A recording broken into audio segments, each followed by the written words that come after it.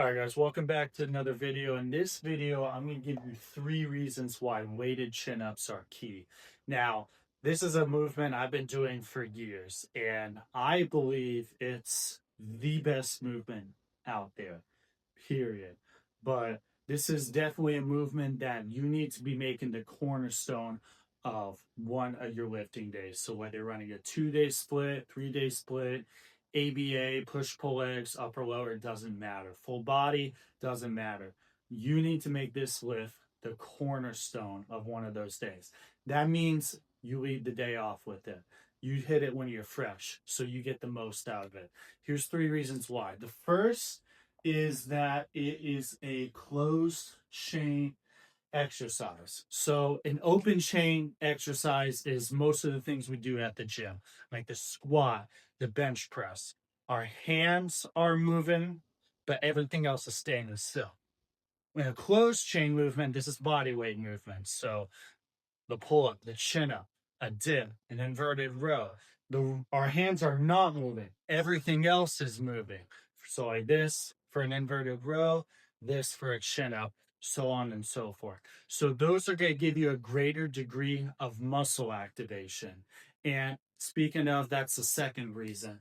You really want to hammer the muscles that the chin up does because they're the most important muscles for aesthetics. So the chin up really hammers your lats. Again, everyone talks about shoulder to waist ratio, which is important for aesthetics. But the biggest way to build that isn't focusing on the shoulders. Not saying not to hit your shoulders, but to really build that through the lats. Getting your back wider makes your shoulders appear wider.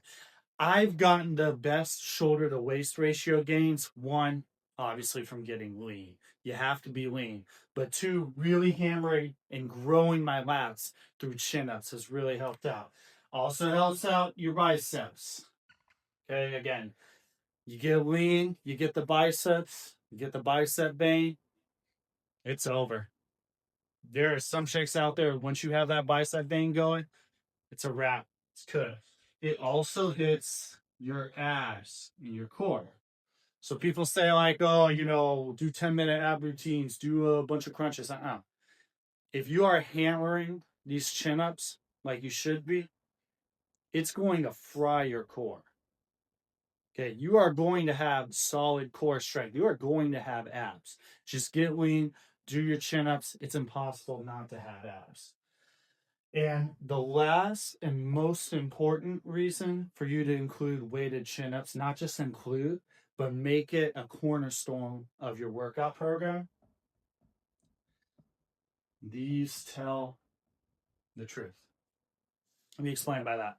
So let's say you are bulking and you're going from 170 pounds to 180 pounds. Now, when you go up 10 pounds, your weight in pretty much any other lift, squat, deadlift, overhead press, it's going to improve. No matter how much fat you gain versus how much muscle you gain. I mean, you can really screw up in dirty bulk and put on like, what, 2 pounds of muscle, 8 pounds of fat. And your other lifts are not going to go, your other lifts are still going to go up by quite a bit. Not weighted chin ups.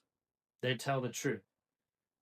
Because if you're screwing up your bulk, if you're putting on too much fat, like let's say you started at plus 45 pounds, that means you're doing them with a 45-pound plate attached. You start at plus 45 pounds at 170, at 180. Hey, if you're still at plus 45 pounds, you screwed up your bulk because your body composition is still staying the same. Because remember, you're moving, now you have no choice to move 10 extra pounds because you gain 10 pounds to your body, but you're not adding on any extra weight. That's because your body composition has not improved. You have not gained muscle. You have not gained strength relative to your body composition. Whereas, if you're up to 180 and now instead of doing plus 45, now you're doing a 45 and 210s, okay, we know we gain more muscle than fat. Same with cut. Let's say you're cutting from 180 to 170, and after it, you're still doing plus 45. Or you really screwed up your cut, you went too aggressive, and now now you can't do plus 45. Now you can't do them with the 45-pound weight attached. You lost muscle. Or, after your cut, if you kept the muscle, a lot of times I found that this is my favorite lift when I'm cut. Because, yeah, every other lift it's tough because you're fighting, to not lose muscle. This one, you're going to see gains because you're shedding excess weight and you're shedding the dead fat weight if you're doing it right. And that's really what makes weighted chin ups a key lift. Okay.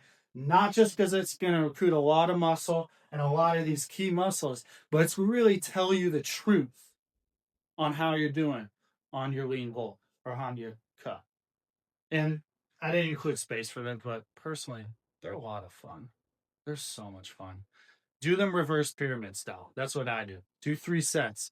First set's going to be your heavy set for 5 reps. Then what you do is you drop half of the weight off. So you either drop half of the weight off or you drop about 20 or 25 pounds. Once you're getting up there and you're doing 67, 70, 80, 90 2-plate weighted chin-ups, then you can drop like 20, 30 pounds. But when you're first starting, just cut half the weight. Do that for a set of 6 to 8 reps. Resting 3 minutes in between each set.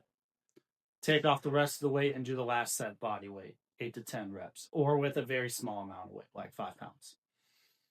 Most fun. That third set where you're flying through the air, it is literally my favorite set each week. So, hope this video gave you guys some value. If you're looking for some extra support, some one-on-one support, I have coaching programs available. And above all else, take control.